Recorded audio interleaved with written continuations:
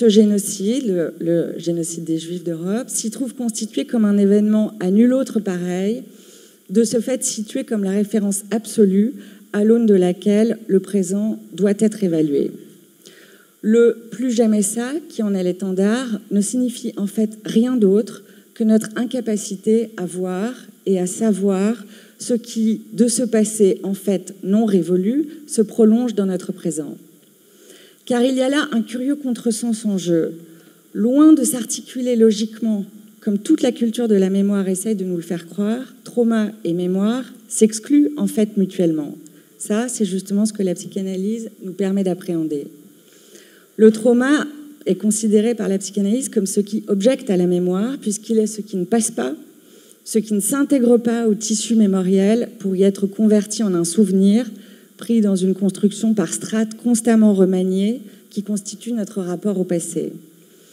Or, c'est précisément la puissance propre du trauma, je l'ai dit, que de produire un présent inassimilable.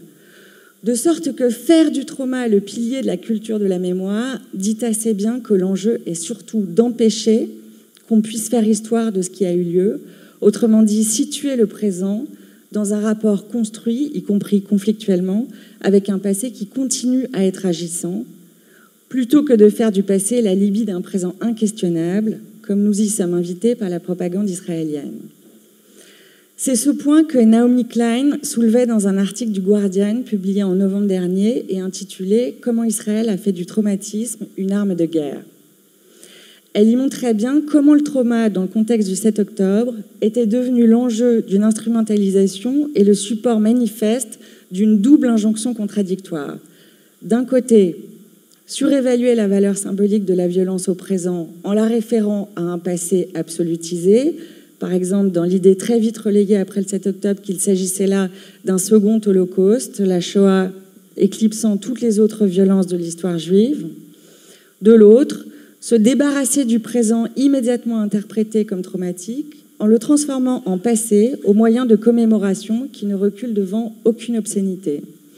Dans son article, Naomi Klein détaille la rapidité avec laquelle la texte du 7 octobre a été transformée en produit médiatique et touristique, souvent dans une forme immersive, qui porte à son comble l'instrumentalisation du trauma, l'idée étant que le spectacle sert à s'assurer de l'effectivité du trauma en le reproduisant de différentes manières, au cas où la réalité ne l'aurait pas déjà produit. Alors, quel est exactement le statut d'un événement qui est commémoré sans interruption depuis le moment où il s'est produit, construisant une mémoire fallacieuse, complètement instrumentale? Sinon, quel est son statut? Sinon de démentir que ce qui s'est effectivement poursuivi sans interruption depuis le 7 octobre et jusqu'à la semaine dernière, et sans doute en fait encore depuis, c'est le génocide du peuple palestinien.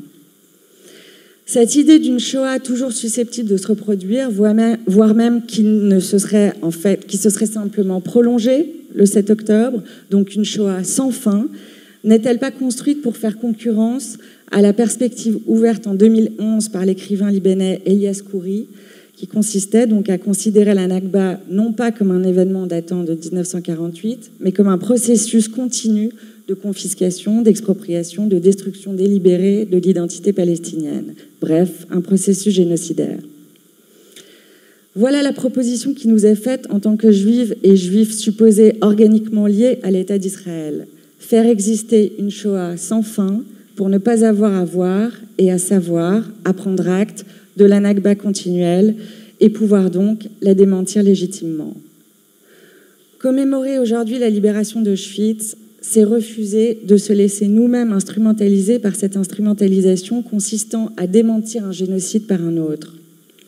Commémorer aujourd'hui la libération d'Auschwitz, c'est donc chercher à vivre avec nos morts, tous ceux, juifs, palestiniens et autres, dont la mort non accomplie interpelle les vivants quant à leur capacité à les incorporer, c'est-à-dire à leur donner une place dans la construction d'une histoire commune, établie non pas sans eux ni contre eux, mais avec ce qu'ils modifient de notre propre rapport au présent.